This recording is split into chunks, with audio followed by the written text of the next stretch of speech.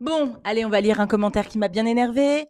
J'ai une carte prioritaire, mais j'aurais forcé quelqu'un à retirer un plein de courses sur un tapis. J'aurais au maximum demandé à passer devant les autres si besoin, mais pas plus. Les comportements que l'on voit sur la vidéo poussent à la systématisation. Il suffit de voir les commentaires. Je trouve ça dommage. Alors, tu mets pas de photo, tu mets pas de nom, donc je ne sais pas. On va t'appeler bloqué. Ou stop, je sais pas trop. Que te dire, que te dire? Peut-être que il serait intéressant que tu te taises. D'accord? Alors, tu es une personne en situation de handicap qui apparemment utilise son droit. Bon, bah écoute, c'est bien, bravo. Mais tu l'utilises pas trop. Je veux dire, il faut pas gêner non plus.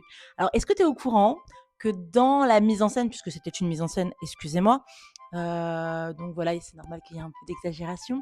Dans cette mise en scène, c'est une personne qui est handicapée et à qui on dit en gros, la caisse prioritaire est fermée, donc elle est en caisse 5.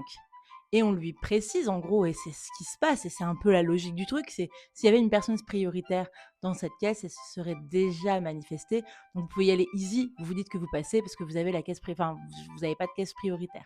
Et c'est ce que je fais dans la vidéo. En gros, je dis j'arrive, et plutôt que de dire excusez-moi, est-ce que je peux passer s'il vous plaît, je dis directement que je vais passer. C'est pas genre un manque de respect ou quoi que ce soit. On est sur une caisse non prioritaire. La caisse prioritaire, elle est fermée.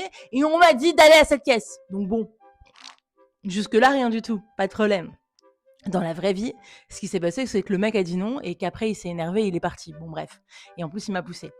Et il m'a attendu devant le magasin. Bon, bref, ça, c'est une autre histoire.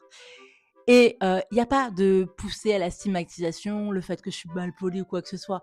T'interprètes, tu connais pas ma vie, tu sais pas ce qui s'est passé. C'est une mise en scène et c'est comme ça que j'aurais dû lui demander. J'aurais même pas dû mettre un s'il vous plaît. Parce que dans la vraie vie, je lui ai dit s'il vous plaît, quoi. Pour qu'il me crache dessus. Mais bon, c'est pas grave.